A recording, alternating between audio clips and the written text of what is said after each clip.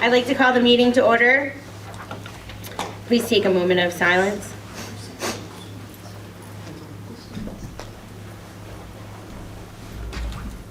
Stand for the flag salute.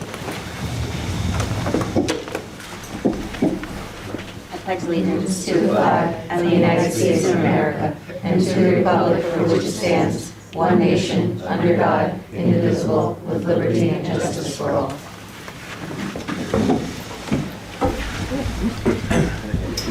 In accordance with the provisions of the Open Public Meetings Act, a public notice of this meeting has been sent to board members, all district schools, the Herald News, the Suburban Trends, the Record, the Messenger, West Milford Town Hall, the County Superintendent's Office, the Board Attorney, Cablevision of Warwick, and West Milford TV 77, and posted in the Administration Building.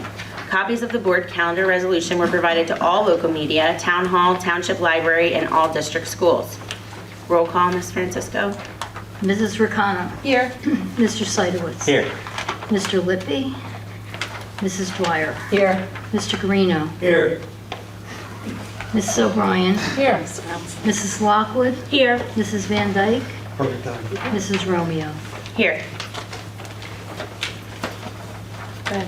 All right, good evening, everybody. Welcome to our February meeting. I have a brief superintendent's report tonight. We have a little bit longer than average director of ed report, so I will try to keep the meeting moving for you. But tonight we have our harassment, intimidation, and bullying investigations, training, and protocols biannual report to the board and to the community. This is something we do twice a year. This is the period 1 report, which would be July 1 to December 31st. So we'll do a second one from January through June. We'll do that probably in the summer. So our anti-bullying specialist, our district anti-bullying coordinator, Mr. Rowe, was able to collaborate, get all our information from our principals, and I'll report it out now. So district-wide training, session 1, we did have 2 trainings that were district-wide. We have an ABS start of the year meeting and an anti-bullying training for all of our new hires. We also had a hidden in plain sight this past fall as well. So district totals for the first half of the school year, we had 9 HIB investigations. Of those 9, 4 were affirmed as bullying, 5 were not. It breaks out by school. Aptua had 0 investigations initiated. Maple Road had 2 investigations. Neither was affirmed as HIB. Marshall Hill has 0 investigations. Paradise Knoll had 0 investigations. Upper Greenwood Lake had 0 investigations. Westbrook had 0 investigations. Macmillan had 4 HIB investigations. 2 were affirmed by the board as bullying, 2 were not affirmed, or rather affirmed as not bullying.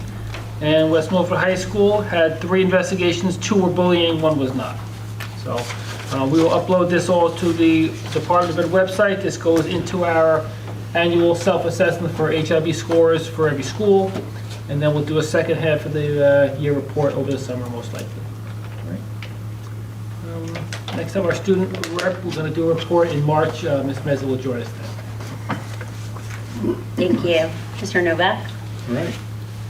We're going to turn on the projector, and I'm going to put on a little PowerPoint presentation, so I'm going to move around and get reset.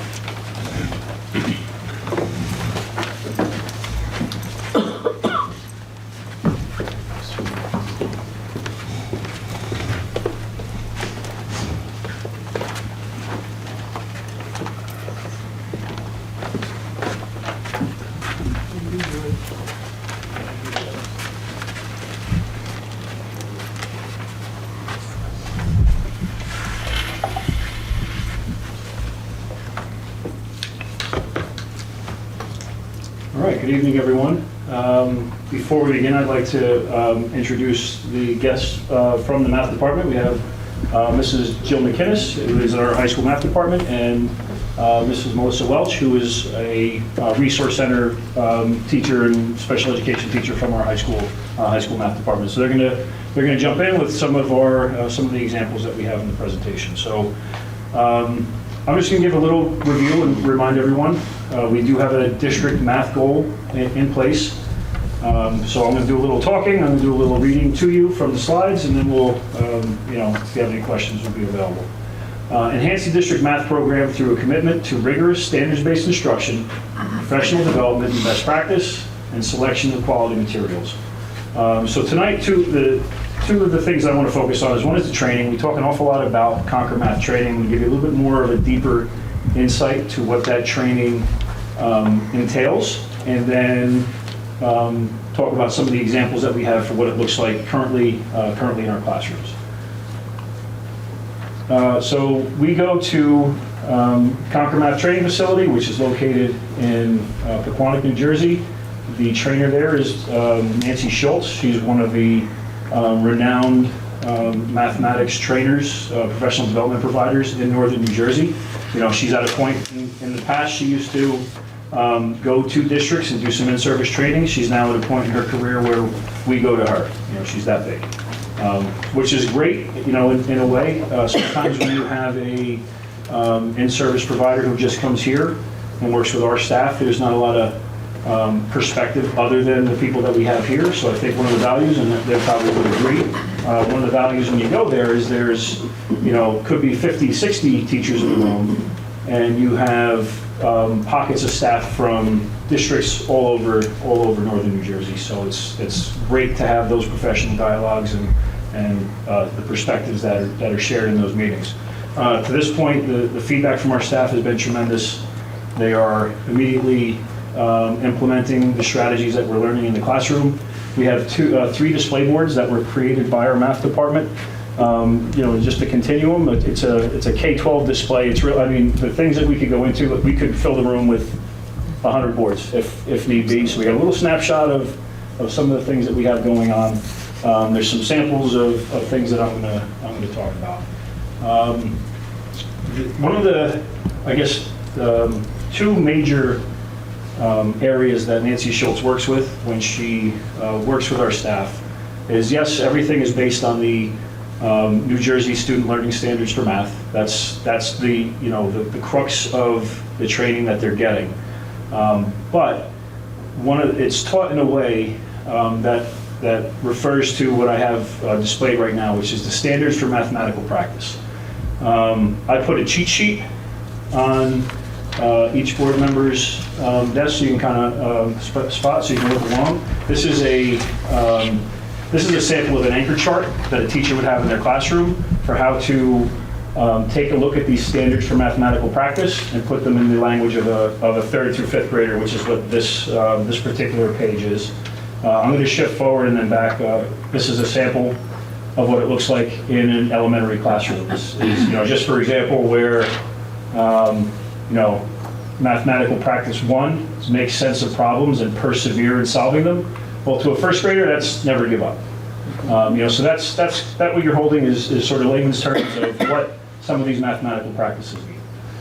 So in her presentation, she constantly refers to over and over again the mathematical practices that they have in place, make sense of problems and persevere in solving them, reason abstractly and quantitatively, construct viable arguments and critique the reasoning of others, model with mathematics, use appropriate tools strategically, attend to precision, look for and make use of structure, look for and express regularity and repeated reasoning.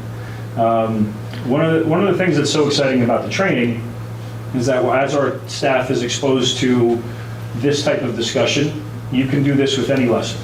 It doesn't have to be a particular textbook series. So as our staff is being trained in this approach and this mindset to lesson planning, this can be applied to any textbook series we choose, which, as you know, our kindergarten through fifth grade staff is in the process of selecting and looking at different materials, and we'll be able to go from there.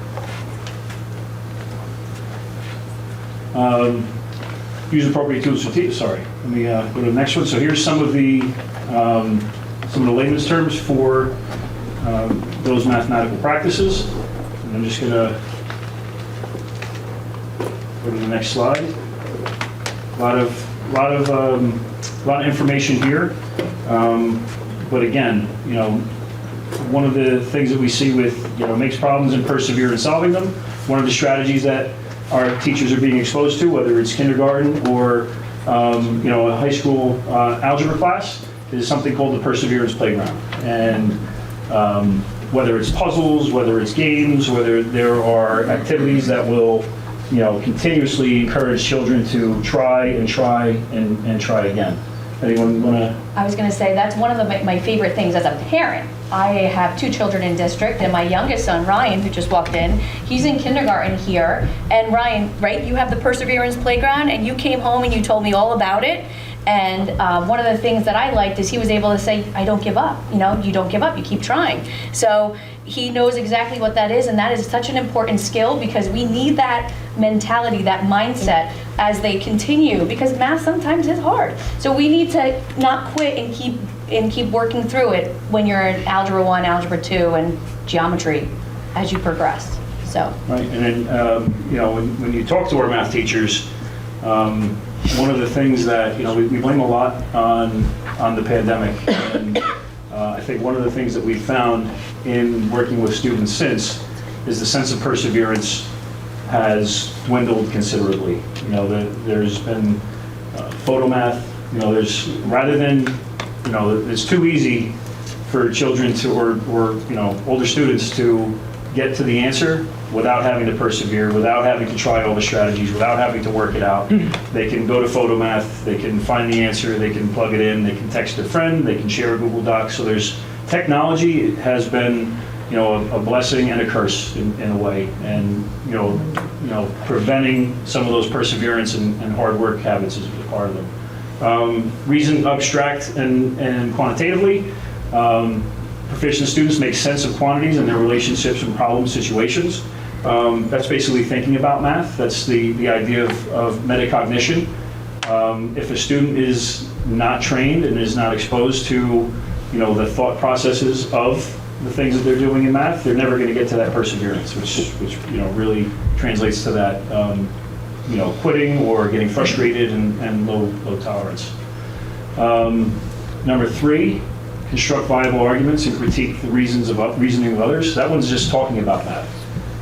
So one of the, frustrations we've heard over the years in the math program that we have is that there's that opportunity for a student to describe what they know or talk about how they solve the problem. And that is also sometimes becomes a very, a big source of frustration just because they're not being exposed to that type of language. Modeling with mathematics, that's something that we, that's a big component of what we've been doing and what we have on the tables here today. I'm going to skip ahead from reading all of this at you and talk about modeling. When we look at the, some of the things that we have here, we refer to them as manipulatives. You'll hear me say hands-on manipulatives in the teacher's world. That means just the things that the kids put in their hands, whether they're solid figures or a ball to represent a sphere, or Melissa, can you hold up a Exploragon? That would be easy. Yeah. So these are new tools. And going back to our goal with talking about upgrading our materials, we've leveraged a lot of our federal funds money to upgrade and enhance all of these materials that we have. So in a geometry classroom, instead of a student looking at the picture on the page and then having to memorize the definition of what a parallelogram is or a rhombus or that sort of thing, they act it out. They build it, they create it, they form those connections.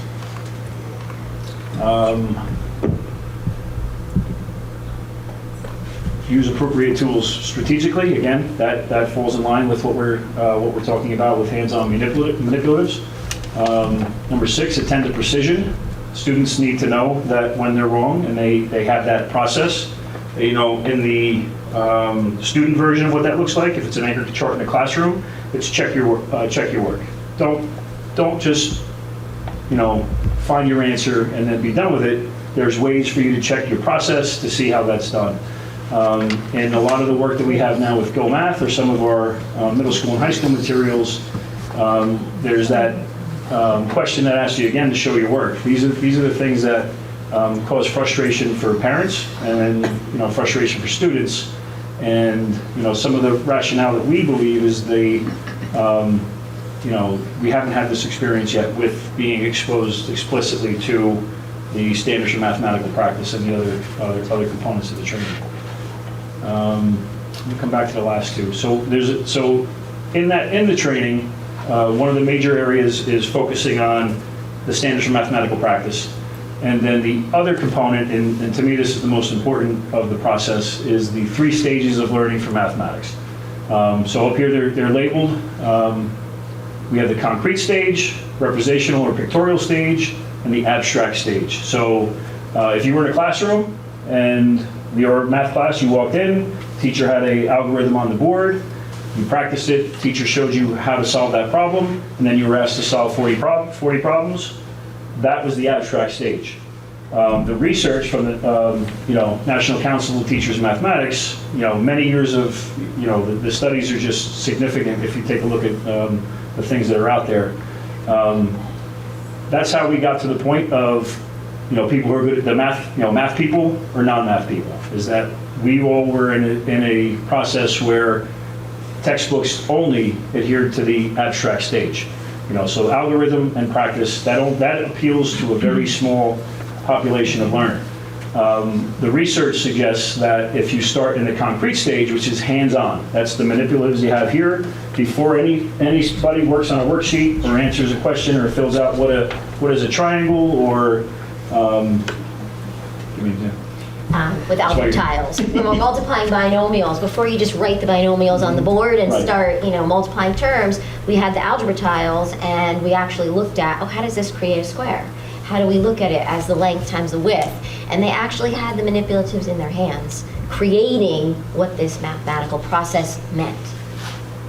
Right, so a student now is exposed to all of these hands-on activities. So whether it's, algebra, statistics, 3rd grade, kindergarten, it comes with that hands-on connection. The Go Math program that we have was very different than the program we had before that, which was all in the abstract. However, our staff was given Go Math prior to having, an understanding of concrete, representational, pictorial, or abstract. So the concrete stages we just mentioned is the hands-on connection, the process of, getting involved in the activity, how it has real-world connections, that sort of thing. The next stage is what's called the representational or pictorial stage, where now a student, and if you have children in the in the schools and you've ever had to draw a picture to represent what you know, that's what this is. And this is frustrating for people who don't understand the process for it, or a parent who hasn't been exposed to this has to help out homework.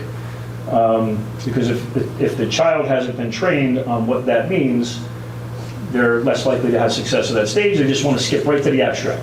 And if you get it, you skip to the abstract because that's the answer. If you don't get it, then it's a source of frustration and maybe tears at the dining room table and that sort of thing. And it's okay, one of the things that we're taught in the training is it's okay to stay in that pictorial stage. Sometimes we worry we're not moving fast enough, we got to keep on pushing ahead. But the more that they need that representational stage and the time is spent, it's worthwhile because later on we don't have to go back and keep reteaching. Like, you want to make sure they have enough time in that pictorial stage so that they really understand the concept before we make it abstract. Actually, I was sharing the story with you earlier. I'm in the process of preparing my students for their midterm, and they saw something and they were like, ooh, we know this looks familiar, but we're not sure. And I was like, guys, cups and chips. They're like, oh yeah, this was fun. And then they immediately remembered what to do. So they're connecting it because it's more of a concrete, and they're still in the pictorial stage, but that's fine because they can solve it and they can find success. They will get to the abstract stage. We're just not there yet. There's improvement, there's growth, and their confidence is improving, and that's what you want to see. Right, that's a perfect example. The referring to the activity. Yep. If they did that hands-on, they thought they were having fun. They didn't think they were learning math. They were creating activities in our elementaries. It's maybe a dice game or a challenge amongst peers where they're building and working on a problem and solving a problem. you refer to that activity and they get it. So as Jill referred to, that's one of the major parts of the training, which I think becomes also the most challenging for staff, is it's okay, and that's some of the messages we had in the beginning. It's okay if you're behind pace for what the pacing guide says you need to be.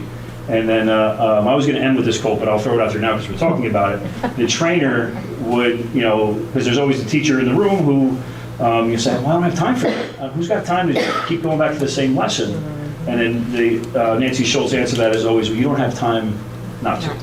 And that's always the powerful message across the room, because now, if you've moved on and the quiz has come or the chapter review, and the student hasn't grasped the foundational knowledge and now is just getting quizzed on the abstract, then that's not necessarily a skill that they own. So much of what we see now, especially in post-pandemic planning for math, it's definitely, in my opinion, the hardest hit content in schools today. Not just West Milford. This is a national, probably global problem because of the loss of prerequisite skills for the current levels of our students. So a commitment to the concrete and representational has been great with our staff across the board. K through 12 has been tremendous. And that's exactly what they're getting in the training.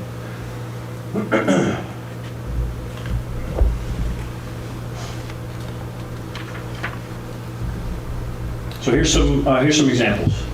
So actually, this picture on the left is perfect. Was this from? These are mine. These are yours. These are So from you must have our- planned this yes. carefully. So if you want to describe it, picture one. So one of the things we talk a lot about in the training too is finding patterns and coming up with algebraic models for things. So instead of just giving them numbers, we actually said, okay, here's a picture.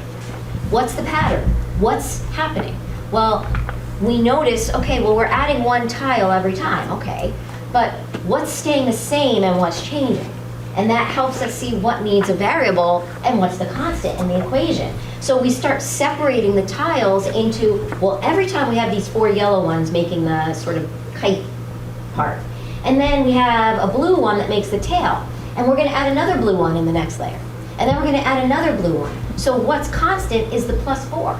What's changing is that we're adding one blue tile every time, and then that's the slope. That's the rate of change. And I'm amazed at how many kids are saying, oh, that's linear. That's linear. Because they're seeing it as that pattern of, oh, we're adding a blue tile. That's the rate. That's the rate of change.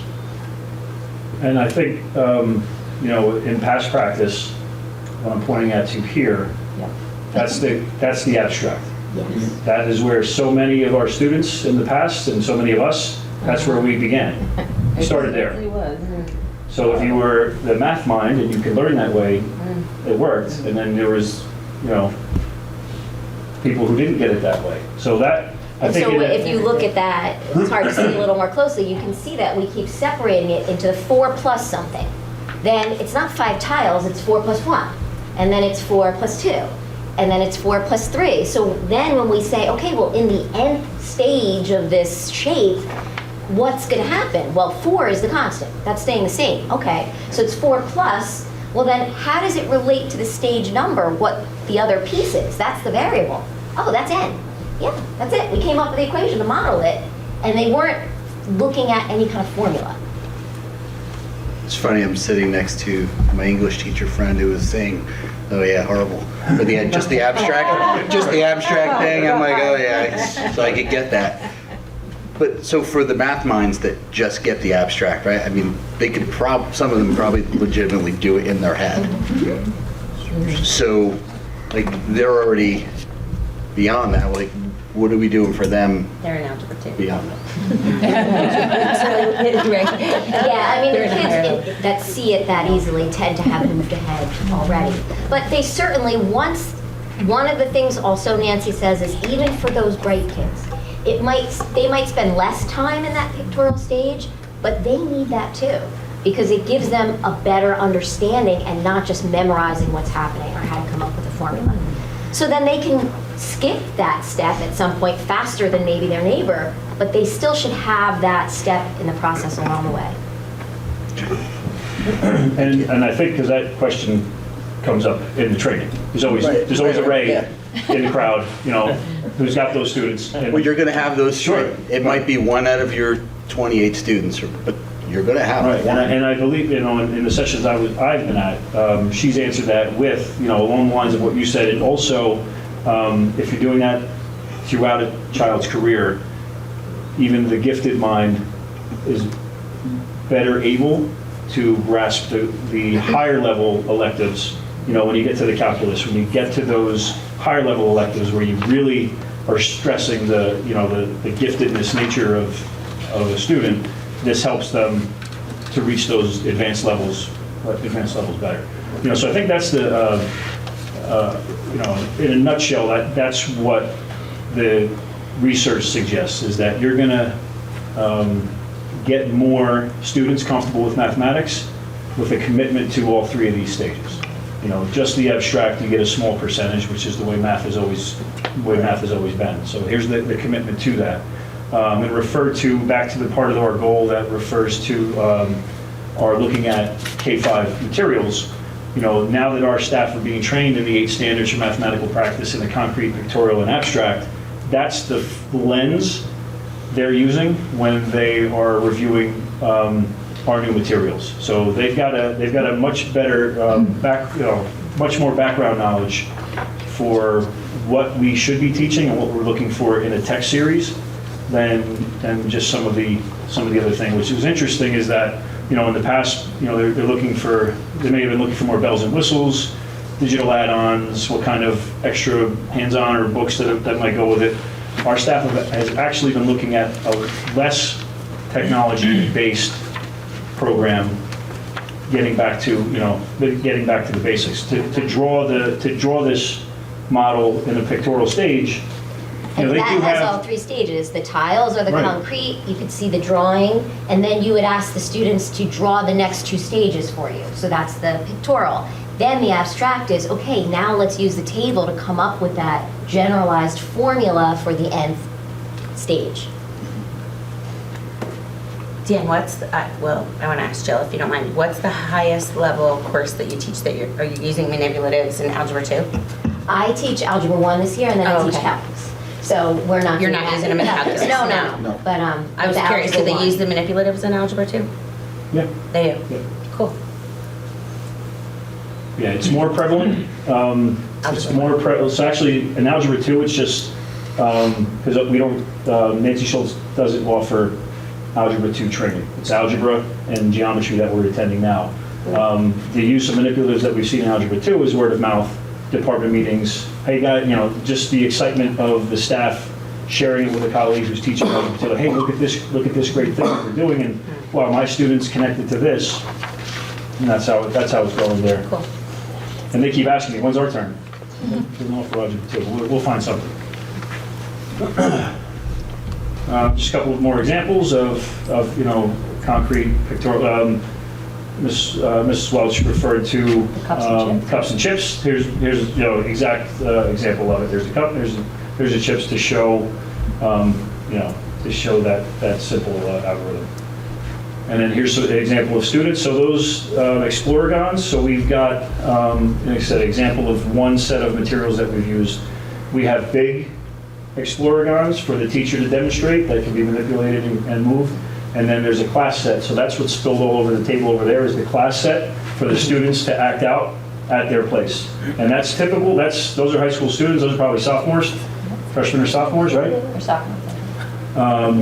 That's typically something you would see in a second or third grade classroom. And now that excitement, that hands-on love of learning is in our high school. You walk through the math department now, you see things on desks, you see desks closer together because children are talking to each other. It's breaking down some of the norms, and I mean the excitement from the staff is just that in itself. And then I think the last page I'm going to read to you once again. It's something from a student. I enjoy doing hands-on activities in statistics.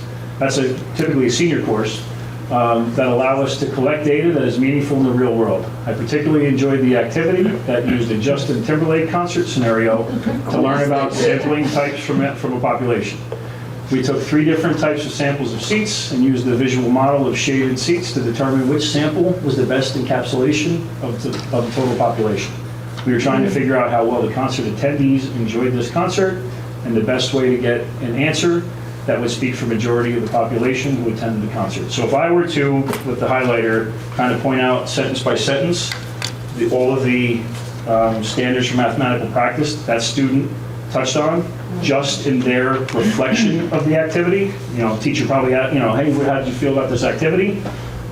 Inadvertently, the student touched on these mathematical practices. If you look around, I mean, we have pictorial. I don't have a picture of what they were doing, but this represents all stages of the learning process. Again, not just starting with the algorithm or the page to solve. You have video of the concert? Insert YouTube clips, that kind of thing. Select the seat. Yeah. And so this is really the training mantra. Essential goal of the mathematical understanding. As teachers of mathematics, it is essential that we transfer students from one stage to the next with valid and reliable assessment practices to determine when a child is ready to move on. So as Jill and Melissa mentioned earlier, some activities, they'll stay in that pictorial stage longer. Some activities, they'll move on to abstract when they determine that the student is ready. So now it's breaking down the norm of, at the end of a unit of study, we take a test. Because that test typically is only assessing the abstract stage of learning. They're doing ongoing assessment to determine if a student is ready to get there. So it is I've talked about it a lot. Hopefully I've helped to explain, what a huge change it is from the way we've been thinking in the past. And that's, I think that's it. Do you have anything else you want to? I know that I've changed how I'm assessing in Algebra 1. Because if we're using these manipulatives and we're having them go through the stages, you need to assess that way as well. Mm-hmm. So I'll have questions where they have to actually draw the picture, show me the model for the binomial operations or the box. And then by the end of this assessment, we do abstract questions as well. But in the past, my test would have been entirely abstract. And I definitely see now, I'm really trying to build all 3 stages into the assessment. Go ahead. Jill, do you see now that you're doing it this way, do you see that the students are progressing in a more positive and self-understanding way than they did before? They're just not memorizing? Yes. Okay. It's definitely not just memorization. It's Good. more understanding of concepts. Good. And I said to Kate before that I've been teaching for 20 years, and to me, this training has sort of invigorated me. That, we come in and we're excited about a new modeling lesson that we're going to try, because it's not just me standing at the board, giving notes, having them try problems. Yeah. They're actually involved in things. They've been very receptive as well. I think, the enthusiasm and excitement is contagious. So, and plus, it's the momentum. They're understanding it at a deeper level. And it's pretty awesome to go up to a student and be like, well, look there's still chips over here. We need to move them over there. And we are creating dialogue that we never had. And then to see students having the dialogue organically without even it's amazing what is happening in the classrooms. Are their grades better? Their grades are much better, you think? I'm not sure I'd go that far yet, but I definitely see an Good answer. improvement in the students. Good. This Good. year, I feel much more positive. My students, my algebra students, I think are understanding more. They're more positive. They don't come in with another day of notes. It's a shift in the right direction. Yes. 100%. And is the whole math department doing what you and Melissa are doing? Yes, we are trying to. Okay. And we're trying to work together and share ideas and make Good. sure that we Yeah, encourage each other. When we meet as a group, we talk about, so there's a group that's in the high school now. It's our freshmen, sophomore, and juniors who had major content areas during shutdowns. Just take our junior Algebra 2 students. their Algebra 1 experience was a closure. You know, that was the spring semester they lost. Yeah. Their geometry experience was a hybrid, hybrid process. So there's so much of that we're still cleaning up. We talk about it often. We can't get through any conversations with any of our math teachers about some of those things. But that is the hardest. That's the hardest hit area, we believe. We've had some great meetings about some of the things that we've tried. We offered Algebra 1 refresher for freshman geometry students a year ago. We've been taking the things that we've worked on with Nancy Schultz, and we've changed how we're teaching some of the main content, breaking it into smaller chunks, not moving on until we have certain levels of understanding. They're building.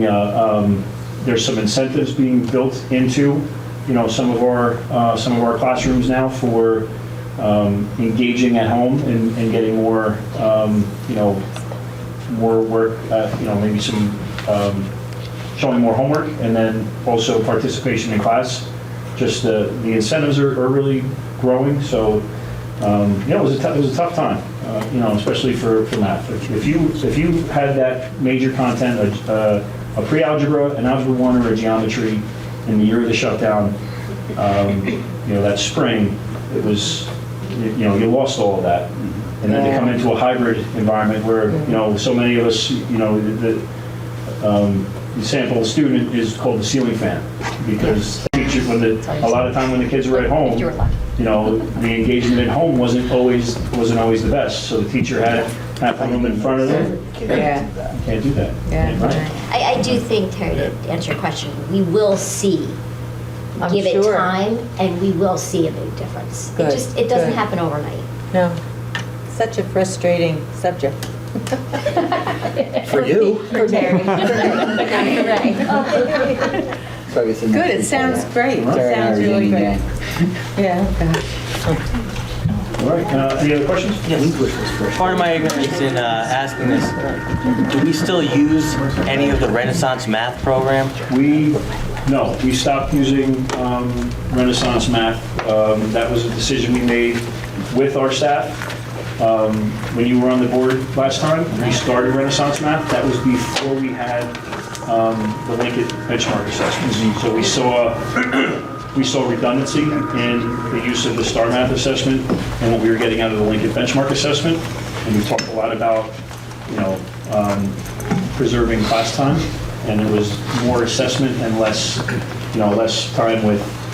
We want our kids getting lessons from Mrs. McInnes, not always taking an assessment. So that was why we lost. That's why we decided to move away from Renaissance in the STAR Math program. Okay, thank you. I have a question. Is there any outside, not outside as far as outside our school district, outside our faculty and staff, but outside the school day in helping students get caught up in math? Because those who are not math prolific would be a student going through COVID in that time period and trying to get caught up. Is there any programs, any after school?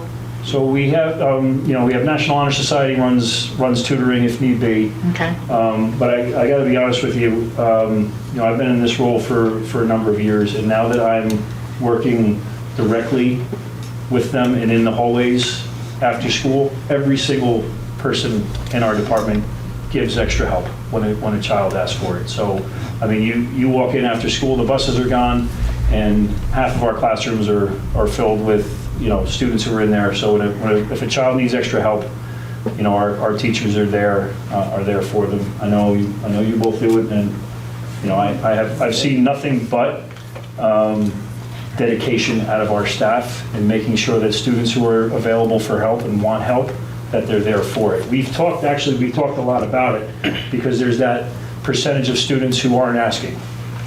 Students who are struggling, the students who are asking for extra help, they're all, yes, we're there, and they stay, and they give their time, maybe getting home to to their little ones, and they stay and they're there for our kids. But there's that group of kids who aren't asking for help, who need help. So those are, I mean, we've been brainstorming those things. That was kind of how we worked on some of those in-class incentives to, first bolster the student's sense of being, 3 C's of a student wants to be capable, connected, and contributing. Right. We've worked on, specifically with some of those struggling areas about connectedness in the class, feeling capable, and then feeling like a contributing student. And that is, that has been growing. And I think the more we build those incentives, we're going to get those kids who we need to stay after school for an individual one-on-one to be able to do it. We also have a semester funds available that we will potentially be. That's the conversation we're having, in the math department now, is how do we leverage some of the high school has used all of their allotted ESSER after-school money, but there's some schools out there who haven't used it, so we might be repurposing it for the high schools for some of these, after-school activities like you said. But, our staff's been tremendous in just trying to. And this came into my head as you were talking. So my oldest graduated back in 2009, and I don't know which No Child Left Behind testing. So he was doing a half lunch, half math. I don't know if that's still. That's how we offered that Algebra 1 refresher course. Oh, okay. So those are structures that we have in place. Okay. And we also have creative scheduling where sometimes a student who's, jump in if I say this wrong, we schedule sometimes a student lunch or a study when their math teacher might also be on duty. So the math teacher is available for a question, and that's still a practice that we have. And if there's always a math teacher, every period, there's a math teacher available who's on a duty period who could also, help out during a lunch or during a study. Thank you. And thank you for all that you do. You may need to tutor me down the road. All right, that's everything. Thank you. Thank you for coming. Thank you. They had a long day, so. No, really? Run. Wonder why. Take a walk tomorrow. Thank you. He's giving you a Walk thumbs tomorrow. down. Yeah, okay.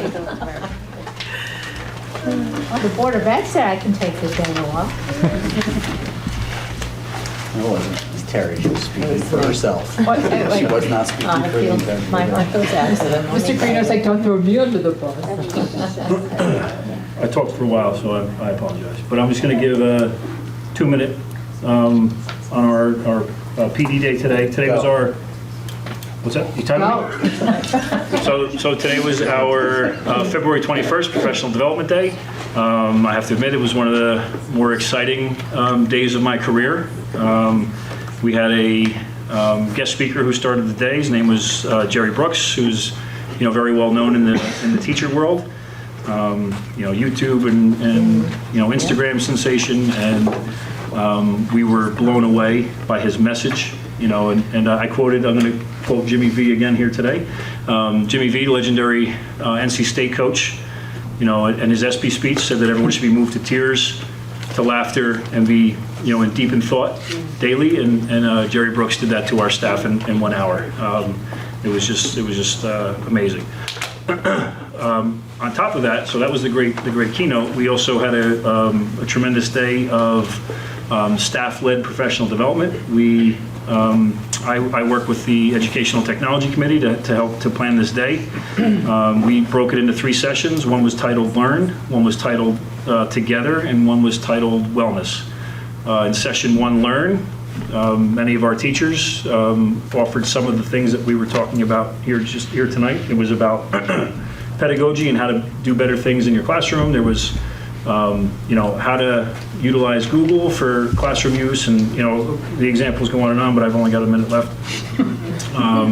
I was trying to do it for your voice.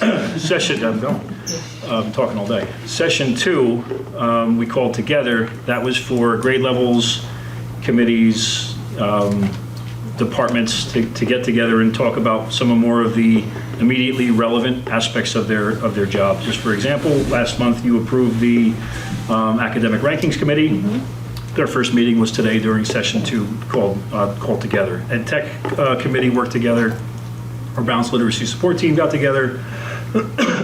Our mathematics textbooks committee got together. So it was just a tremendous day. Session 3, titled Wellness, was about, the teachers and taking care of themselves. And we've talked a lot in this room over the last 2 years about transition. And, there's Ed Week, I think it was Education Week last year. The front page was about the massive exodus from the teaching profession. So, I work closely with William Patterson and some of the universities, and the teaching departments are dwindling. They're having less student supply, so we could be looking at a serious shortage in the next, in the next 5-10 years. So, other industries, take care of their people in terms of those things. So, this was a great day for our staff to, to learn, be together, and then take care of themselves. So, I just want to, my last 30 seconds, say thank you to everyone who was part of it. Mr. Winston, you still over there? Yes. The tech guys were great. I got a text that, projector blew in 227, and then a minute later I got a text, it's okay, the tech guy was here and replaced it and moved up. So, Rob did a great job with his team, making sure they were ready to go. Our custodians, our Teachers Association providing lunch and coffee stations and that sort of thing. So it was an amazing day. And that's it. I'm done. Thank you. Thank you, Mr. Noda. Ms. Francisco, special reports and correspondence. Yes, hi. You have the minutes from January 3rd, the reorganization meeting, the January 24th, and the January 31st meetings for your consideration. I need a motion. I'd like to make a motion accepting the minutes of January 3rd, January 24th, January 31st for all the meetings listed. Second. All in favor? Aye. Any opposed? I abstained from January 3rd. Yes, yeah, aye for everything else, but I wasn't here, so. Okay. My president's report, I have 3 things. The first one's very personal. I just want to say thank you to everyone in this district for all of your love, for your support after the passing of my dad. Your words, your encouragement, your empathy really made the situation easier for myself and my family. I know that West Milford is a special place. And what I witnessed in the past month of my life really proves that. And so I just wanted to say to continue to lift people up the way that you lifted up me and my family. And if we can do that for others during difficulties and sad times, like I know that we can because I just witnessed it, then our culture and climate will be the best in the country. And we won't have a teacher problem. So continue to do that for each other. I really, I just thank you from the bottom of my heart, everyone. The second one is I just wanted to say thank you, and that I am just so excited to hear the stories about student activities in elementary schools, PTA meetings, things that are happening where we're combining the district. So students from Marshall Hill have been at activities at UGL, and parents from PTA meetings from, everybody is joining together. And I'm hearing all these incredible stories, and it's just really heartwarming to know that change is difficult, but it seems like people are really embracing it. And I wanted to comment and just say thank you for these combined activities, because it seems like relationship building is occurring. And that makes me really proud of West Milford.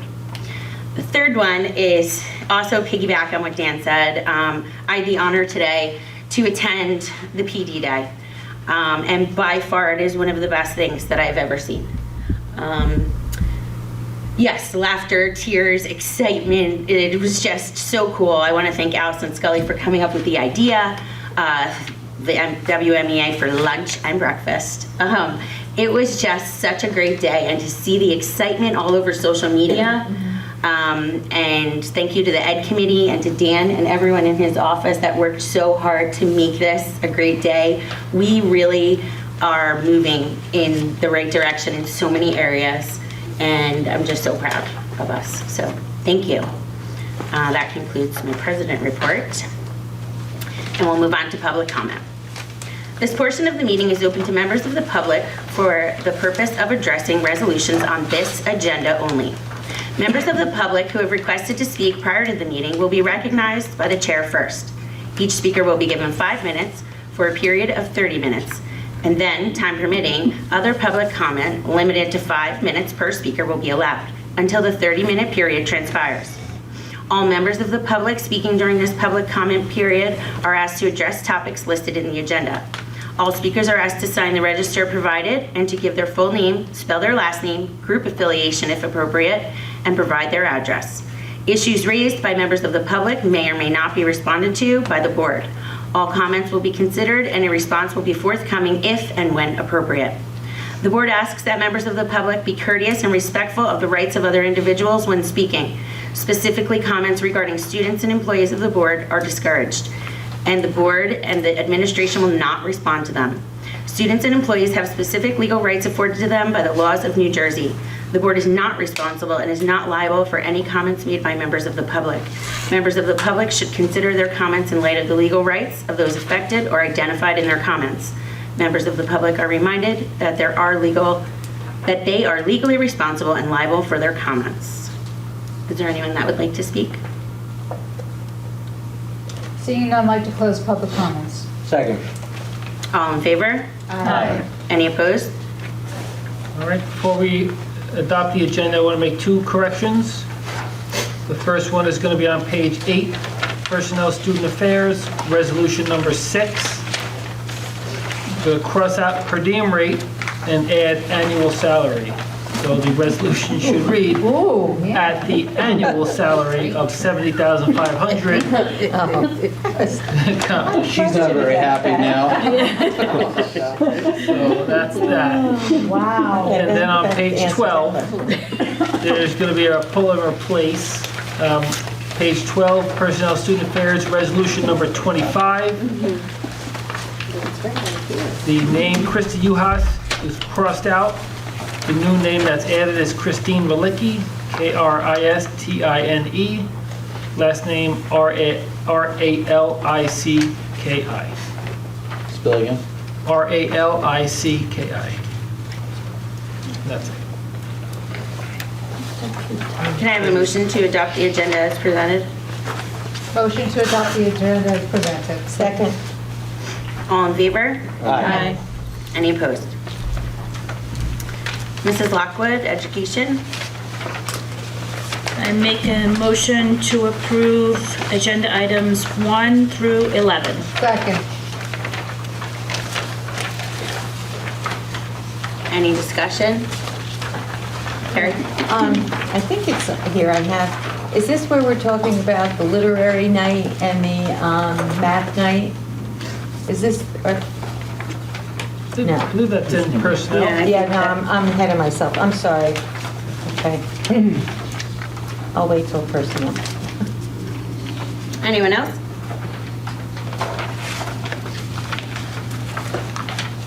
Seeing as none, roll call, Mrs. Francisco. Mrs. Lockwood? Yes. Mrs. Garino? Mr. Garino, I'm sorry. Yes. Mrs. Ricano? Yes. Mr. Seidowitz? Yes. Mrs. Dwyer? Yes. Mrs. O'Brien? No on 10, yes on the rest. Mrs. Romeo? Yes. Mrs. Lockwood, 12 we'll do after executive session? Yes. Okay. Yeah. Mrs. Ricano, Personnel and Student Affairs? I'd like to move items 1 through 30 under Personnel Student Affairs, Second. including the changes in number 6. Any discussion? Now I have a question. Go ahead, Terry. The literary nights and the math night, I don't see that they're taking place in all the elementary schools.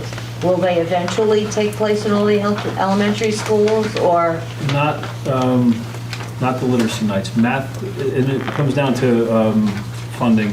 And then I mean, all the years blend together.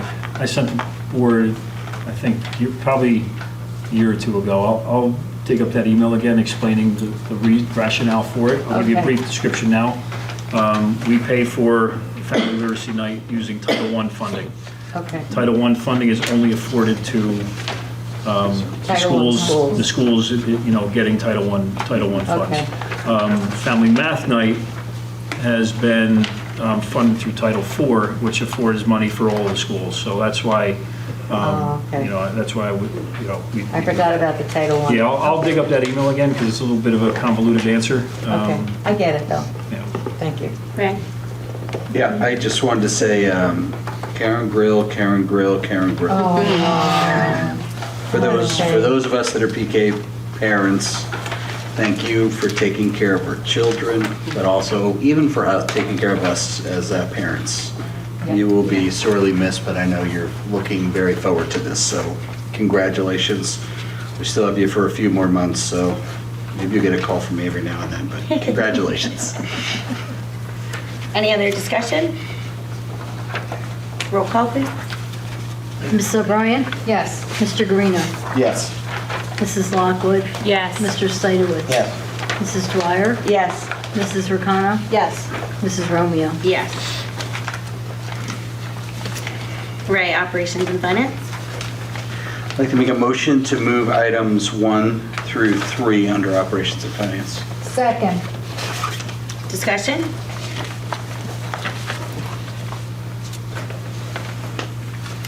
Roll call, please. Mr. Guarino? Yes. Mrs. Ricano? Yes. Mrs. Lockwood? Yes. Mrs. Dwyer? Yes. Mr. Seidowitz? Yes. Mrs. O'Brien? Yes. Mrs. Romeo? Yes.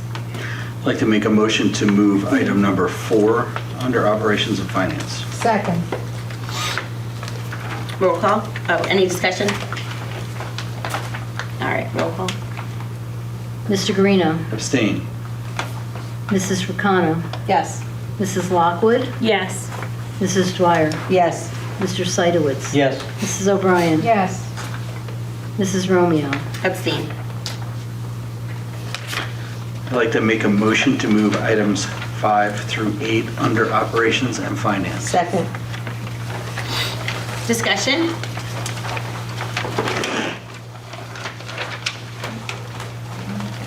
Roll call. Mr. Guarino? Yes. Mr. Seidowitz? Yes. Mrs. O'Brien? Yes. Mrs. Lockwood? Yes. Mrs. Dwyer? Yes. Mrs. Romeo? Yes. Mrs. Ricano? Yes.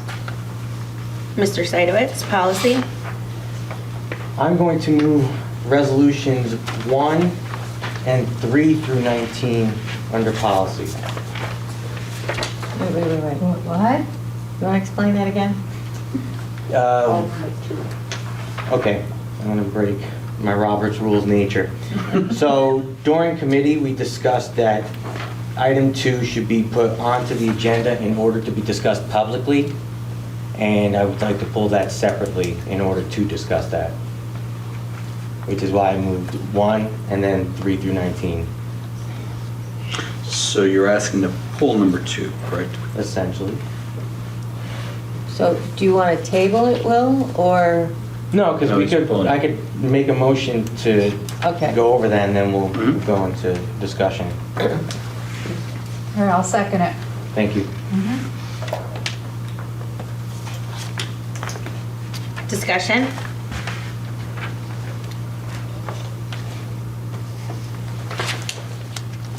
Roll call? Mr. Seidowitz? Yes. Mrs. O'Brien? Yes. Mr. Guarino? Yes. Mrs. Ricano? Yes. Mrs. Dwyer? Yes. Mrs. Lockwood? Yes. Mrs. Romeo? Yes. I'd like to move resolution 2 under policy. Second. Okay. So, may I? Go ahead. Thank you. So the reason why, as I mentioned, this is on the agenda is to discuss the shortened version of what we had for assignment of students. And there was discussion amongst the committee that the change in policy to make it where students were to be put into their geographic zone based on essentially the Haber study. We had not quite differences of opinion, but opinions nonetheless of whether or not we should afford students different assignments if requested. So on that, I'm going to rest and kind of open it up to everybody else. So, you're talking about. Didn't have differences of opinion, then you all agreed? No. Because you said No, not we had quite, you said not opinions. quite differences of opinion. We agreed to put it on this agenda. So, all right, I'm just going to break everything today. So I haven't, I don't know anything about it. you have the turn in front of you? All right, so in the assignment of the student, sorry, I just snagged it right from you. Because of the restructuring, our policy as currently written allows for changes to be made in where a student goes to elementary school, essentially elementary school, because that's what's changing here. With the policy that's currently up for a vote, we would be limiting that dramatically in order to keep students within the attendance zone. Now, it wasn't that there was well, I'm for it and I'm against it, it's I don't know if I'm for it. I don't know if I'm against it. Some of us were in favor of restricting the programs while we're going through the restructuring process, and that's why we opened it up to this agenda as a first reading to discuss whether or not whether or not individual members are in favor or not. So, well, because we just approved, or because we could approve tonight a first reading, is this something that we wanted to discuss here tonight, or that we want to bring back to committee for next month? So now I could use my Robert Rules nerdiness. So straw polls aren't allowed for just any body, but if we went into the committee of the whole, essentially we would become the committee. And then we could discuss it openly and say, are you feeling it, yes or no? And we kind of raise our hands, and it's not binding at that point. And if we feel that we haven't brought a consensus to this, then we could withdraw it or come out of the committee of the whole, withdraw the resolution and put it back to committee. If we find that most of us are in favor of it after our discussion, we come out of the committee of the whole, and then we're back to the business, and then that first reading would be a binding vote. So I want to piggyback that, since I'm on the committee as well. I think this is a rather important and hot topic, so to speak. And we felt, and Mr. Seidowitz, you can either agree or disagree with me on this one, that that we felt that it should be not just the committee, it should be all of us, because of the restructuring, we all had to deal with it. And this is a part of the aftermath of dealing with it. That's why we're bringing it to the board tonight as a whole. All right. So I'm going to move that we go into committee of the whole, I'll second that. and we can voice vote. Aye. Voice vote. All in favor? Aye. Any opposed? Okay. So again, taking a look at everything, I felt personally that it was most important to kind of give our professionals the ability to allow the restructuring process to happen without being inundated with requests to move students from here, there, and everywhere. Not to say that it would be a massive amount, but it could be a destructive amount where new sections are created for different schools because one or two students moved from one school to another. So I don't know if that's something that's shared. And Yeah, I have to agree. I think that when you open up school choice, you're telling parents that you can send your child to any school you want, provided the superintendent approves it. But you're setting a precedent, because if you do it for one child, you're going to have to do it for the district. And I can tell you right now that there are many people that are looking at this policy, and they're going to ask for school choice. And I think it's in our board's best interest to eliminate that this year while this restructuring is going on. Tara? I respectfully disagree with Will and Terry on this. I think that the policy as it's written is too absolute and too black and white. And in life, in education, there's always a gray area and an exception to a rule. And I can think of two groups within our community that, one being special ed families, where, you know, their special ed child has no choice but to go to a specific school. So you're essentially breaking up that family and causing a hardship for that family. And also our teachers. We have teachers that take advantage of this. For instance, if a teacher lives in Oak Ridge and their geographic school is PK, and they need to get to the high school to report for a 7:30 start, they can't drop their kid at SAC and get there in time. So the school choice benefits them in that instance.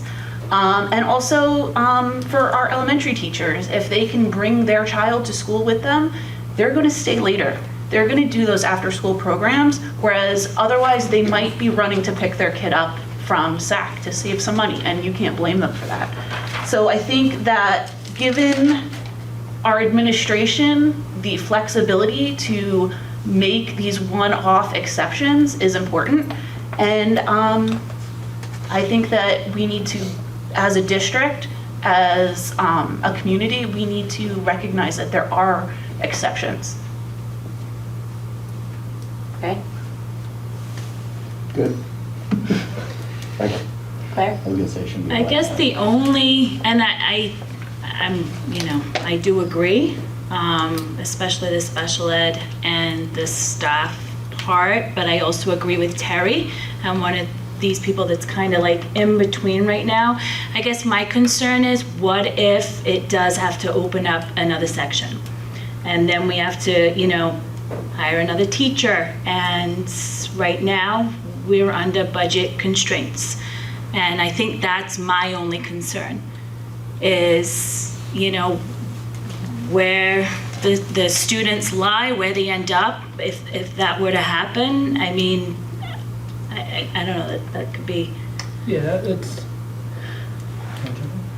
I do for a minute, because what I wanted to say actually directly goes right to that. And no offense, but you wouldn't know this yet because the policy's not written. So I agree. Yeah, thank you. I agree with all of your comments too. And Claire, thank you for saying that. I would really, if this was solely up to me, I would really like to see the committee going back to the table next month and creating bullet points of priority for school choice. I am not comfortable getting rid of school choice altogether. I think that is extremely unfair to our taxpayers, our students, our parents, and our teachers. I think that's unfair to many stakeholders. And I would be very uncomfortable with that personally. However, it is our job to create policy. That's what we're here for. So we can go to the table and say priorities given to, I'm making this up, right? One type, or then the next would be this. However, at the end of the policy, it should read, and I think no new assignments will be added due to school choice. And so at some point, we're making Alex work for his paycheck because he has to say no to someone if there's that many coming in. And that will be difficult for him, right? However, that is something that we can create and say, I'm just not comfortable saying no to all of it, but we can have a stop point because we can't hire new teachers for school choice. And I think that's something that we probably would all agree on, right? But I appreciate that this was opened up for discussion because I think this is important. I agree with what Debbie said. This is a big deal. But to say no altogether, I truly feel is extremely unfair to our community as a whole. And so I personally would love to go back to the table and have everybody say, well, these are the things that we would, with Alex's input of what he's comfortable with as the superintendent, knowing that we're not adding teachers, right? Go ahead, Deb. Okay, my only concern is I have no problem bringing this back. I have no problem sitting around the table and with the committee and discussing it. I just want to make sure that we don't have anything written down that's, I don't want to say illegal but not appropriate in the policy. And I don't know how, this is something that I'm not, I just want to make sure our I's are dotted, our T's are crossed, okay? Especially for the board, especially for Dr. Annemone. I want to make sure that nobody turns around and says, by the way, this is breaking NJSA code 18A, blah, blah, blah, blah, blah. Yes. Go ahead, Ren. And that one, he's here for? Yeah, I know. Thanks, I know. You're a record. And I mean, this is, Yeah, I just wanted to make sure that you knew. But Ray, You're going to review this, I would say, and go, you can do this, but maybe you can't do that. well, and also, I mean, this paper that we get is from Strauss Esme, right? And so that is from a large group of attorneys that review policy, and they're saying that, you know, school choice is an option. They may request in writing that children be placed in the same classroom if they're toilets or whatever it is. So, you know, we'd be working off this and having Andy review I also it. want the public to be made aware that we're not just sitting around making up these rules and regs, Right. okay, for whatever reason, and we're not following. Again, sometimes I'm saying it, I do know the answer, but the people who are watching it may not. You're right. Okay, so that's, Absolutely you know, right. I don't mind looking like the unknown, you know, the I feel person like doesn't an know, over- but I do generally worried. know. I just want the public to know as well. Okay, so it's imperative that if you want to see bullet points and you want to make sure that things are put into the policy or taken away from it, that we communicate it. We can't, the committee can't go back into a vacuum because we're going to come up to the same conclusion. So let's make that concerted effort, and I'd be happy to make the motion to postpone it. So. And I will second it. I will third it. So And I'll vote yes. So I'll move to come out of committee of the whole.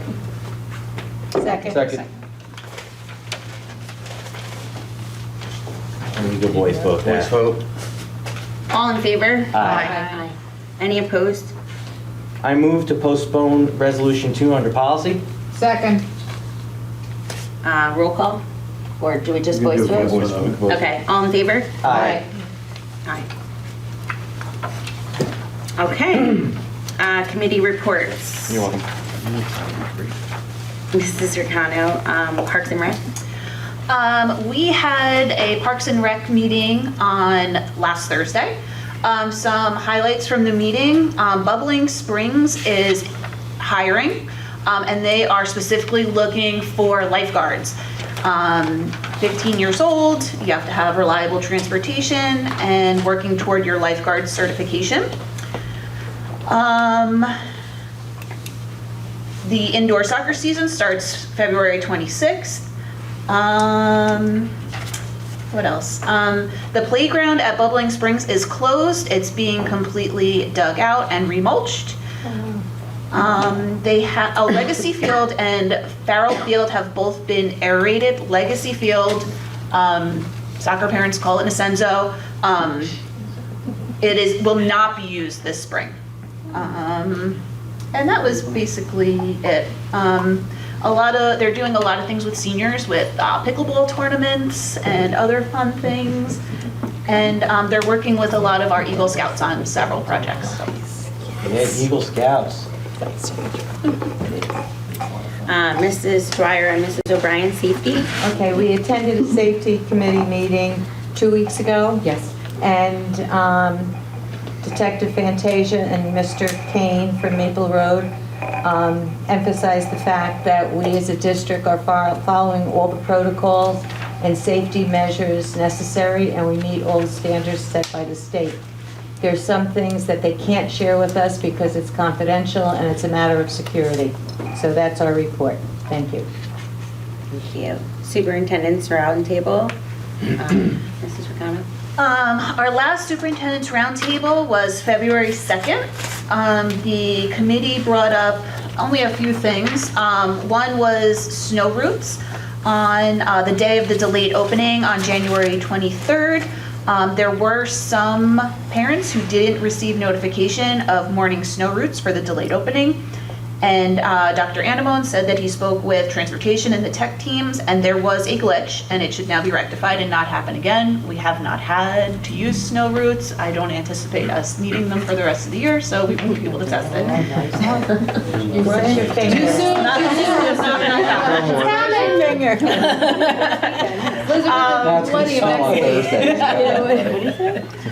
The second item, the parents were concerned that students are going all day without using the restroom for fear of being accused of vaping in Macoupin in the high school specifically. And they asked if the district had a plan to combat vaping, especially inside of the school. We discussed the student and parent concerns, and Dr. Anamone was going to speak with Mr. Stryance and Mr. Jordan. If students are caught vaping, they can be sent for a drug test, and the steps after will depend on the result of the drug test. And Mr. Novak is working with Mrs. O'Brien to bring assemblies to grades 6 to 12 regarding vaping using grant money. So that was the end. We have our next, also they talked about the website, but Mr. Novak did a presentation, and I will say, you know, I was a major critic of the website, and I think Robert's done a great job implementing the changes that we need in real time. The committee wanted an update on if sports physicals would be offered, and they are going to be offered for the 23-24 school year. 3 evenings in May for high school athletes, and then they will cover all 3 seasons, fall, winter, and spring. And otherwise, kindergarten registration was at 1:35 as of that day. So, Thank you. Passaic County School Boards, Mrs. O'Brien and Mrs. Lockwood. You gotta take me off of that, unfortunately, I'm not Oh. on that, so. Okay. So the next meeting is, the next meeting is March 13th. It's at Clifton High School, and it's the Unsung Heroes. For anybody that doesn't know what that is, it's recognize a senior from each high school, and it's students who make outstanding contributions to their schools and communities, but whom are often overlooked by traditional school recognized programs. So that's Great. on March 13th at Clifton High School. If anybody wants to It's at 6 attend with me, o'clock. let me know. I'll go with you. I thought you couldn't, Terry. The 13th, Yes. March 3rd, oh no, I can't. Yeah. Right. Oh. Mr. Seidowitz, New Jersey School Boards. So Governance One training had their in-person training earlier in February, so now that is going to be limited to virtual sessions. And make sure if you haven't taken your Governance One training that you take it, otherwise you risk removal from the board. Governance 2 and Governance 3 virtual trainings are on February 27th, February 27th from 7 to 9 p.m. On March 9th, 2023, we have a deadline if we wanted to submit a resolution to the Delegate Assembly. For those that don't know what the Delegate Assembly is, all the New Jersey school boards across the state have a person that they choose that goes to the full assembly, and these resolutions are things that the New Jersey school boards will advocate for on our behalf. So if we have anything that we'd like to see represented, then we would have to craft the resolution here, and then it would be submitted to the New Jersey school boards for the full delegate assembly to vote on. Some things I had in mind, I know that we are handicapped as local school districts in how our professionals are certified. I know that Passaic County Technical Institute, for example, has, not saying lesser standards, but different standards that allow for, say, an auto mechanic to be certified as an instructor. So, you know, some things, some food for thought, some... Seriously? Mm-hmm. Yeah.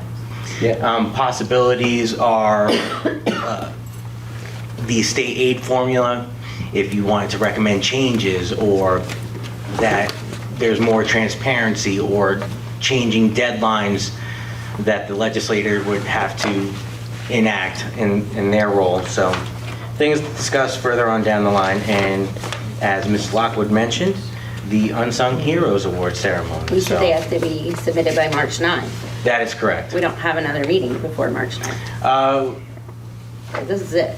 If we This- want to, if we want yeah, to this is craft it. something, it needs, Okay, let's go. I mean, I have But- a lot of thoughts. I have lots of things I would love to But say. you know. realistically, if we wanted to have a special meeting just for that purpose, because in the interim, we developed a resolution to vote on, and we had support for it, then by all means, we should do that, because there are a lot of important issues that the legislature should be made aware of. We could, yeah, I mean, we could just come up with that it is unfair, that things that PCTI gets, the fact that my tax dollars pay for that swimming pool that they have, but yet if my child wants to be on the swim team, then we have to pay more to use that pool. And we have to, it's just a continual, you know, there's It's double tons of jeopardy. examples. It's double jeopardy for West Milford residents, yes. I would like to draft something, possibly with an overview of funding and maybe the unfair formula comments, and then give all the bullets of all the money and the funding that we have to continually pay for our students in Passaic County to use the facilities at PCTI, whether it's for their education, whether it's for their swim practice, whether it is for whatever, you know, we could really draft something. So if we need a different meeting for that, I would be in favor. Okay, great. I'm sorry. Okay, and I would also like to see the school funding formula addressed and the fairness of that, because we're getting slammed every year, and how can you support a district if you don't have help, and they will not help us? And that formula has to be changed. So that's something that, you know, you want to put on your bullets. So Ms. Francisco had sent the New Jersey School Board Subcommittee the New Jersey School Boards provides a template for the resolution in the format it needs to be in order to be submitted. So I will get that to you and we'll get kicking. And Mrs. Lockwood and Mrs. Romeo, I can go the 13th. I had the wrong date in my book. So I just checked my calendar. All right. So Legislative, Mrs. O'Brien? I still can't go, but that's okay. On February 9th and 13th, the Assembly, Education, and Senate Budget and Appropriations Committee respectively met to advance various pieces of legislation. Some of it should pertain to matters that we discussed earlier this evening. Revisions to School Facility Law and School Development Authority Operations A4496 would make various changes to the laws governing school facility projects. It currently appears that these changes will not impact our school district at this time. Eliminate limit on 2-year college credit transfers, A3227, would prohibit the New Jersey State Board of Education from adopting regulations that restrict the number of 2-year college credits in the field of professional education that may be accepted towards meeting teacher certification requirements, providing the credits are accepted by a state-approved college professional education preparation program. Alternative teaching pathways, S1553, A4525, would establish the alternative certificate of eligibility with advanced standing and the alternative certification of eligibility. Holders of these certificates would be eligible to receive their standard certification upon completion of 4 years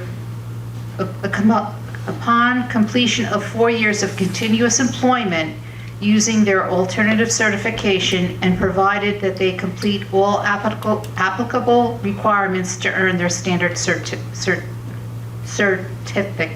Sorry about that. The bill prohibits the imposition of additional qualifications towards the acquisition of tenure on holders of these alternative certifications, and provides that employment accrued under this certification be applied towards eligibility for tenure in the same manner as employment accrued under a traditional certification. Rowan V. Tech Pilot Program, S2764, would establish a program to help address the educator shortage by helping facilitate teacher certification for state veterans. This is a pilot program through Rowan University, which would enroll veterans who served in the armed forces on or after 9/11/01, and a 36-month teacher preparation program that would lead to a BA degree. And then under discussion is the elimination of the high school graduation proficiency test. The committee heard testimony, but they did not vote on this bill. Thank you. You're welcome. The Township and Board of Education Joint Committee, Mr. Seidowitz. Oh, I missed technology. I'm sorry. Let's go back to technology, Mr. Greeno. Sorry about that. So no meeting that I knew of. I knew that. Let's skip technology. But I would. No, I'm just kidding. Sorry. I will say, I did hear it was a fantastic day, and not there specifically, but in the school today. Yeah, I know that there were some teachers that had frustrations. I know there were some, I think you mentioned that earlier, some frustrations with, Wi-Fi. I hear that over and over again from so many teachers, and not just the high school, but all schools. And I got to experience that firsthand today. Alex, you know my frustration that I had today. So, we just have to do something to try and fix that. I was in Vernon on Sunday all day, twice the last 3 weeks, and flawless, and Newton, and it was flawless, and Montville, and their technology was their Wi-Fi was flawless. We need to get to that flawless phase. Eventually they figured out I wasn't pinging off of the Wi-Fi signal right in the classroom. I was trying to pull from some other classrooms. I don't know why that was, but boy, it was very frustrating. So. You at the high school? Yeah. And it sounded like there were a number of teachers that had the same issues trying to get on with the Wi-Fi today, with the professional day. So if we can do something to fix the Wi-Fi, it would be fantastic. Thanks. Mr. Seidowitz, the Township and Board of Education Joint Committee. So the Joint Committee discussed on February 9th the possibility of redeveloping some of our property, the Board of Education property, for community use. And we're going to be continuing that discussion on, I believe, March 9th. So until that update. Thank you. The West Milford Municipal Alliance. I'm no longer on that committee. That would be me. So the WMMA had their meeting on Monday, February 13th. Election of chair, co-chair, and secretary took place. The county audit went well. There were discussions about fundraising, creating a flyer, the Atlantic Health Grant, future guest speakers, trainings, and the second annual Wellness Family Festival, which would take place in September. Put on your calendar the Scott's Fun Run on Saturday, May 13th. And the next meeting will be on Monday, March 13th, 7 p.m. at the library conference room and also on Zoom. Great, thank you. And the CPAC, Special Education Parent Advisory Committee. Okay. So there is going to be a virtual parent-only meeting on April 3rd at 7 p.m. And then the first CPAC meeting of 2023 will be on April 4th, 7 p.m. at Westbrook School, right here. What's the April 3rd meeting? So that's just the parent meeting with no administration. Okay, thank you. So it's where they just come up with the agenda of what they would like to discuss at the CPAC. Okay. At this time, is there any old business? Old business. Move to close old business. Second. All in favor? Aye. Aye. Any opposed? Any new business? Move to close new business. Second. All in Aye. favor? Aye. Any opposed? This portion of the meeting is open to members of the public having a legitimate interest in the actions of the board for the purpose of addressing any subject matter pertinent to and/or directly related to the operation of the West Milford Public School District. Members of the public who have requested to speak prior to the meeting will be recognized by the chair first. Each speaker will be given 5 minutes for a period of 30 minutes, and then, time permitting, other public comment limited to 5 minutes per speaker will be allowed until the 30-minute period transpires. All speakers are asked to sign the register provided and give their full name, spell their last name, group affiliation, if appropriate, and provide their address. Issues raised by members of the public may or may not be responded to by the board. All comments will be considered and a response will be forthcoming if and when appropriate. The board asks that the members of the public be courteous and respectful of the rights of other individuals when speaking. Specifically, comments regarding students and employees of the board are discouraged, and the board and the administration will not respond to them. Students and employees have specific legal rights afforded to them by the laws of New Jersey. The board is not responsible and is not liable for any comments made by members of the public. Members of the public should consider their comments in light of the legal rights of those affected or identified in their comments. Members of the public are reminded that they are legally responsible and liable for their comments. Is there anyone in the public that would like to speak?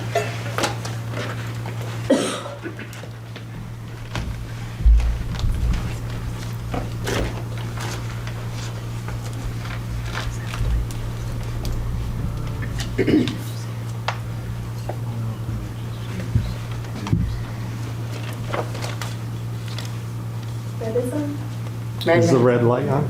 Thanks. My name is Courtney Stevenson, and I'd like to speak up again about the senior walkthrough. This fairly new tradition is where West Milford's graduating seniors walk through their elementary schools.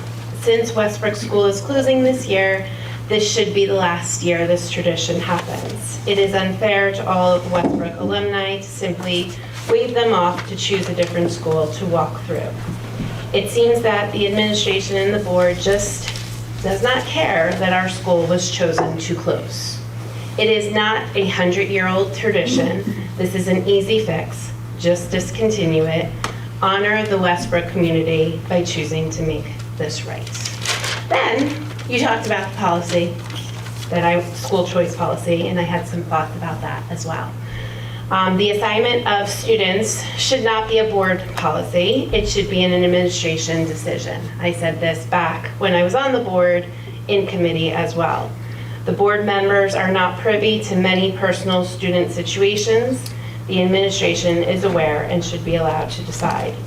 School choice should not be a board-run policy. You need to trust the administration and allow them to do their job. They are the ones who run the schools, and they are the ones who will monitor the sections. I also was curious about the homework policy that we redid.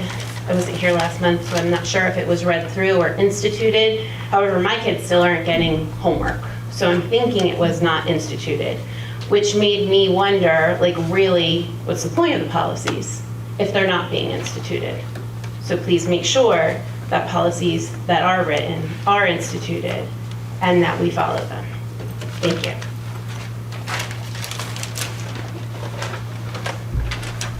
Any other public comment?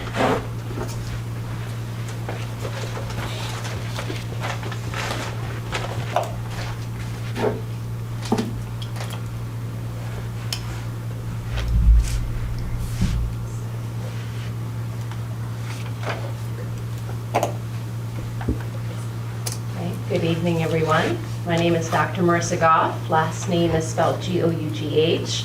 I'm a resident at 34 Center Street. I actually wasn't going to come up and speak, but same thing. I just had a couple of follow-up questions. I wasn't fortunate enough to come to last month's meeting either, so I did have some questions too. But first, I want to bring up some questions regarding school choice. Luckily, this isn't a concern for my family personally, so I hope you see that I'm not bringing personal matters into this. I just want to know matter-of-factly if possible. So as far as for school choice, I do agree that it should be more of an admin decision, and for those who have come to know me the last few months know that I love my surveys. So if it's at all possible to maybe ask the community what their thoughts are on this, so you can maybe get a percentage of how many families would prefer to have the ability to transfer their child. You know, I can actually think of a few parents myself of children that currently go to Westbrook and are being moved to a different school and don't prefer that choice, whether it be, like Tara said, that they want them to, it won't be feasible with work or getting them to school on time or them getting to work on time, whatever it may be, or whatever the other reason is that maybe asking the community, if you had a choice, would you move your child or keep it where it's been assigned based off of Haber's study? So once you have that percentage, you could say, okay, it looks like based off of the survey that went out maybe with one of the newsletters, through the messenger, you'd say, okay, 25% of parents would want to move. Could that be feasible if you gave school choice? And if not, put into an algorithm. So you say, okay, if we can't give everybody a school choice, what's going to be the contingencies? So like you brought up exceptions, special ed families. I know parents personally that because of this, they have their one child going for special services over at Maple, and then they have to go to Marshall Hill. So I would know myself, being always on a time crunch, I have to bring my daughter to the school bus at 8, I have to bring my son to Agape by 8:30, I have to be at work by 9 when I work 25 minutes away. See how those 5 minutes of a cushion are crucial. So for parents that all of a sudden have to be in 2 different spots of town, maybe it was feasible years ago, but this day and age it's not. We're really just crunched down with time. So I think it would be very appropriate to ask the community and then leave it up to admin to make that decision for school choice instead of just completely eliminating it, is maybe saying, can we have a couple exceptions to the, I hate to say exceptions to the rules because rules aren't so black and white these days, but I just wanted to bring that up. So maybe algorithm surveys, because I love my surveys, just with that said. I also wanted to mention something that's going on in a nearby town. I just wanted to ask, because I can't remember off the top of my head, I don't have the former board meetings, what's been the average enrollment for kindergarten the last few years? Was it 180, 160? Anyone can answer that for me? I don't remember. 140 has been the average, because I know so far it's like about 140. Okay, so I know so far it's about 135, which is less than normal, correct? So I wanted to see if there's a reason, because I know a lot of people are moving into this town. I know I'm beating a dead horse. I have brought this up. So what's the reason as to why people are not enrolling their children into our elementary system? The only reason I ask that is I grew up in a neighboring town that's a stone throw away from here. And they had a similar situation where 4 or 5 years ago they closed one of their elementary schools, and now they're in a pickle. So what they're actually doing now is they close an elementary school, and they have come to find out that their preschool and kindergarten enrollment has skyrocketed. They can no longer fit all those children in the elementary school that they have. So they are now only putting preschool and kindergarten, that's how big the class size is, to that current elementary school, and they have to expand on the other elementary school. So you can see how that all costs money. So there's a reason we have more families coming into this town. I've met so many new families in the last year itself.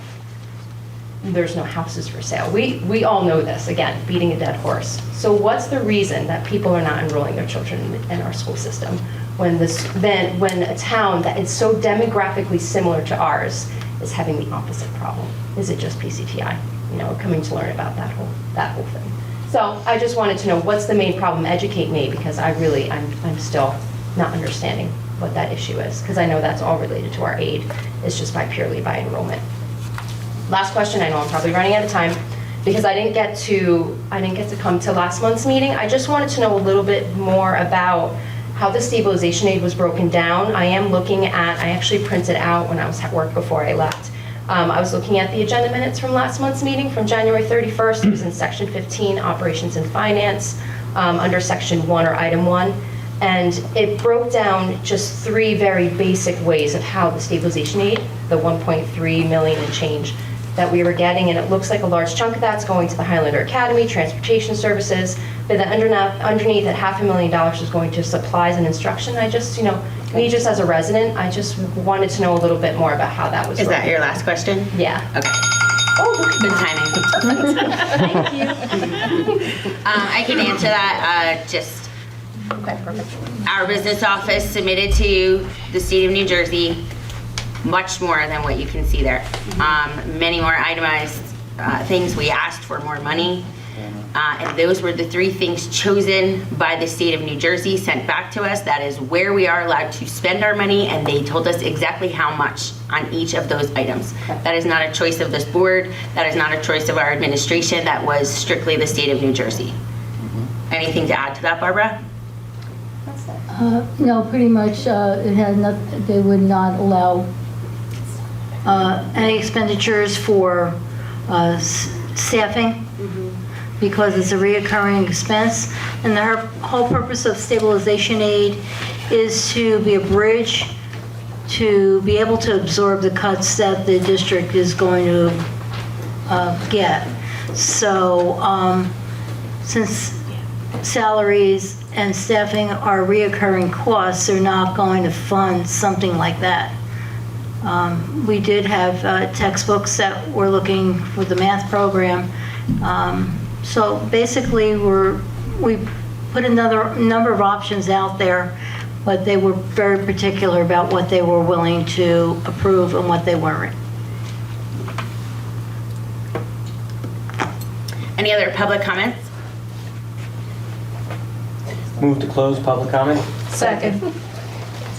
All in favor? Aye. Any opposed? Mrs. Lockwood? At 8:41, I make a motion to go into executive session for the purpose of discussing negotiations and HIBs. The executive session minutes will not be released until such time as the privilege or confidentiality is no longer applicable. Second. All in favor? Aye. Any opposed? Action will be taken when we return.